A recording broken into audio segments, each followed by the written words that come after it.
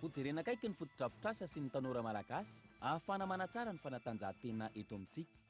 Ankoatra ny fandraisana ny tanan'ireo tanora, stady telo sy gymnase telo lehibe no ajoro ahafana manadratra ny tanjona. Mpiandry fonja iray tao Fianaratsoa ary lehibe ny Sisko tao Antsirabe faharoa no sary ny Bianco nanao kolikoly araka ny fitarainana voaray. Nahiditra vonjimaika any am-ponja izy ireo. Any ivelany, nivoaka ho mpandresy tamin'ny fifidianana ben'ny tanàna ao Istanbul ny kandidany antoko-panohitra Ekrem Imamoglu. Ity farany izay nahazo 4,700 ny vato raha toa ka 5,700 ny an'ny kandidany Flo Erdogan. Ny andinindin'ireo avy hatrany ary.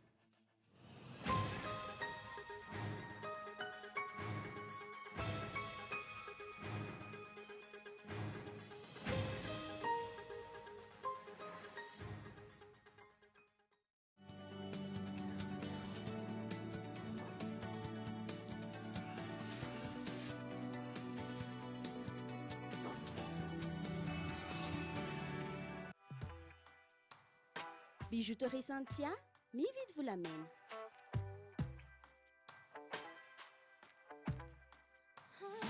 Manao ny asa rehetra momba ny volafotsy sy ny volamena. Tongava ary ao amin'ny Galerie Arena, Antany Mena, box 15 sy box 37. Bijouterie Santia, mividy volamena, voninandray anao ny alatsinainy hatramin'ny sabotsy.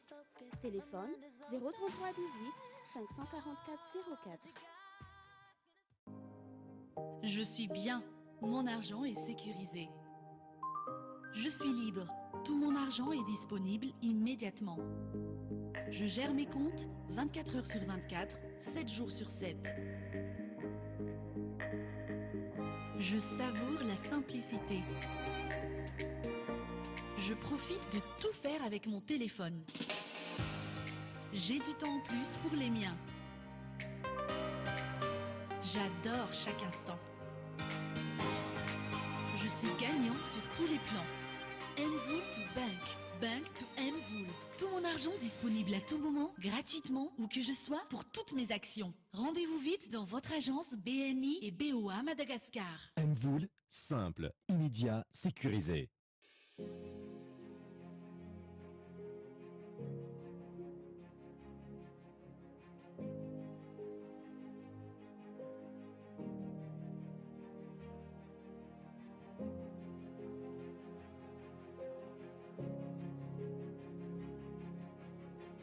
Ianao arovo ny fanananao manaova fiantohana hahitrano aro miaina sy miary mandry ivony vato.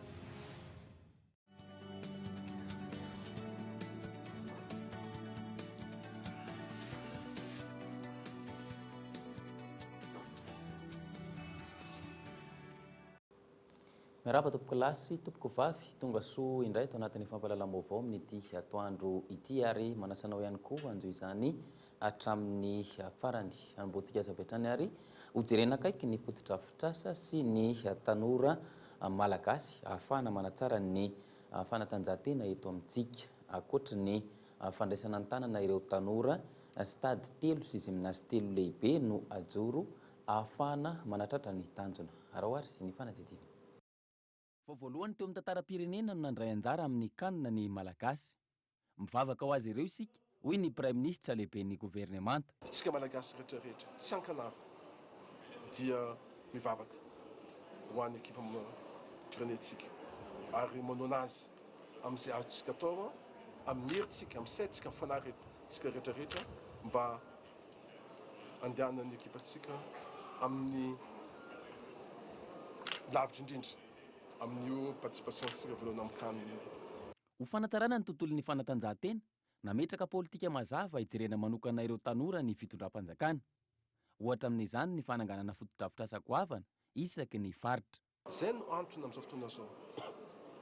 Amin'ity taona ity dia stade anankitelo ngeza be no ambaritsika. Ny an'ny Tamatavy, ny an'ny Diego, dia ny an'ny Morondava.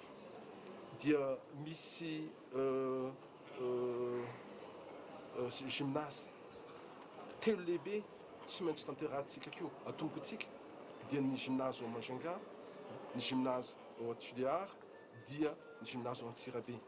Zay ny tirazana amintsika dia ny hoe tsika tsy mijanona fotsiny hoe andao hivavaka dia azo vokatra fa tena hijery amin'ny fotony mihitsy ny fidrafitrasa sy ny fanampina ny tanora malagasy eo amin'ny sehatra fanatanjahantena. Ny alakamisy 17 jona amin'ny 5 ora sasany no isy ny feonan'ny Barea-ny Madagasikara sy Burundi. Raha toa ka ny sabotsy 20 jona lasa teo no ny fanandrinany tamin'ny Guinée izay nisaraka ajala roa roa. Izay mahakasika ny fanatanjahantena fa ho amin'ny ady amin'ny kolokolo kosa indray mpiandry fonja iray tao Fianaratsoa ary lehiben'ny Sisco tao Antsirabe ny faharoa nosariny Bianco nanao kolikoly araka ny fitarainana voaray nahiditra vonjy-maika any amponja vetrany moa izy ireo. Arahoary ny fanadihadiana. Araka ny fitarainana sy ny fitoriana voaray, nidina ifotony nanao fanadihadiana tao Fianaratsoa sy Antsirabe faharoa ny eo anivon'ny Bianco. Raha ny loharanom-baovao azo, nandray vola 10 hetsy hamoahana voafonja sy hamafahana azy ny mpiandry fonja iray tao Ankazondrano Fianaratsoa.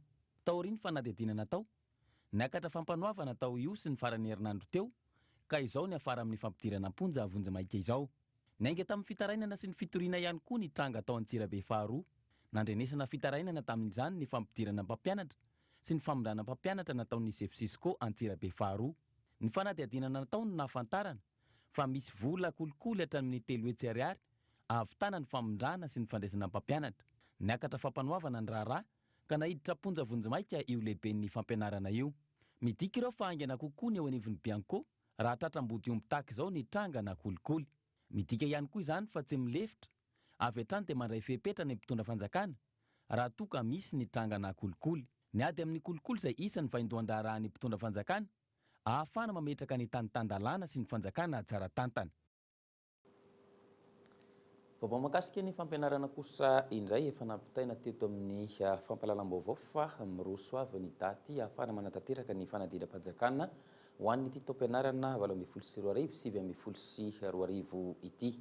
Tsy ivona trano fa ny daty ho fiatrehana ny fanadina-panjakana ny 17 ny volana aogositra ho avy izao no anatanterana ny CPE raha toa ka ny 4 martsa hatramin'ny 7 ny volana Mai ny fisoratana anarana tamin'izany. Ny 7 hatramin'ny 12 ny volana septambra ho avy izao kosa ny BEPC raha toa ka ny 14 janoary hatramin'ny 7 ny volana april lasa teo ny fisoratana anarana tamin'izany ary manomboka ny 17 ny volana septambra ny baccalauréat, zany hoe ny 3 septambra hatramin'ny 4 ny volana oktobra ny bac général ary ny 3 septambra hatramin'ny 10 ny volana oktobra kosa ny bac teknika.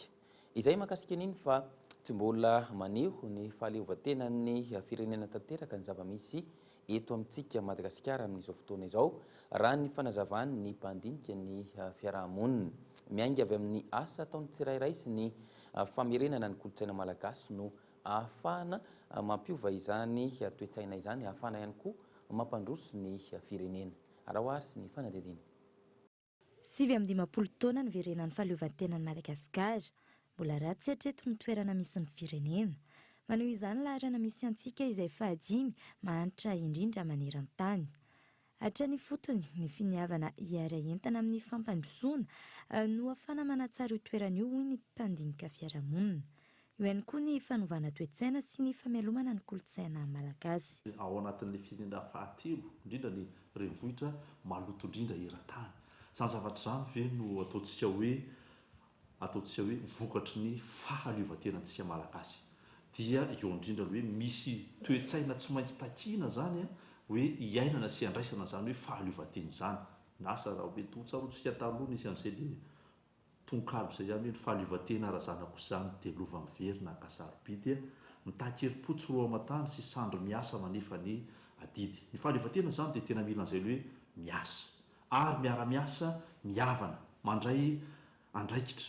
Fa raha ohatra ny fahaleovantena mahatonga antsika hiankin-doha na ara-politika na ara-toe-karena na ny eo anivon'ny fiarahamonina fa ny fahaleovantena ny tsirairay atỳ ambany aneny tena mandrafitra amin'ny fahaleovantenan'ny fireneny zay le hoe miasintsika mianakavy a manara-dalàna manao ny fahamarinana mifameno a ary mijoro tsara. Afaka andro vitsy raha tsy hevina no ankalazana ny fetin'ny fahaleovantena Madagasikara io.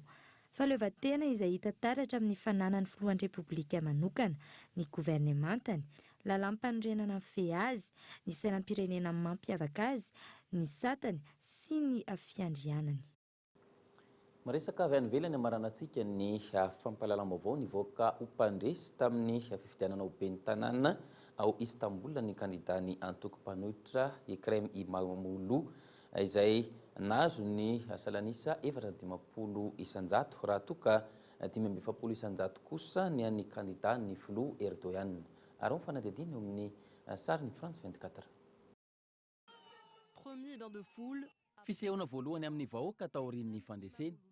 Nandresy tamin'ny fifidianana ben'ny tanàna ao Istanbul ny kandidany mpanohitra Ekrem Imamoglu. Araka ny vokatra vonjimaika, nahazo hatrany amin'ny 450 isanjato ity kandida ity. Tsy fandresena ity fa fanombohana vaovao. Manomboka rahampitso, hojerena mitovy, ny tsirairay amin'ireo mponina 40 tapitrisa. Vonona ny ara-iasa aminao ao Andriamatoa Erdogan. Je suis prêt à travailler en harmonie avec vous, monsieur Erdogan. Tranga mafy ho an'ny filoha Turka izay mandray ny faharesena voalohany hatramin'ny fifidianana ny taona 2020. 3 volana lasa zay, efa nandresy tamin'ny fifidianana i Ekrem Imamoglu, saingy nilaza ny AKP. Antoko avy amin'ny fitondrana fa nisy tsy fahatomombanana ka tsy nankatoa ny vokatra. Amin'ity indray mitoraka ity, tsy misy kianina ny fandresen'ny antoko CHP ary tsy niandry ela, niaiky ny fahareseny ny mpifanandrina aminy. Mitariky Ekrem Imamoglu, miarahaba sy mirary soa azy inoko fa hitondra tsara ny Istanbul izy. Natratra 520 taona zay no teo amin'ny fitondran'ny AKP ny tanànany Istanbul. Eny amin'ny lalana, ao amin'ny tanàna lehibe ao Turquie, mifaly ireo pomban'ny Ekrem Imamoglu. Faly be zahay, tonga ny fotoana ho an'ny fahamarinana. Efa ela no niandrasana ihany zao ho an'ny hoavy. Mahazo ny Istanbul dia midika fa mahazo an'ny Turquie. Izay ny teny filamatry ny filoha Turka. Araka izany, ho an'ireo pombany CHP, Ekrem Imamoglu no kandidany mpanohitra afaka mifanandrana amin'ny Recep Tayyip Erdogan raha toka ilatsaka ho fidiana ho filoha ny taona 2022. Tapitra ny fampahalalam-baovao, ankasitrany ianao nanaraka izany hatramin'ny farany, mametraka ny veloma mandrapitafary ho amin'ny manaraka indray. Veloma tompoko.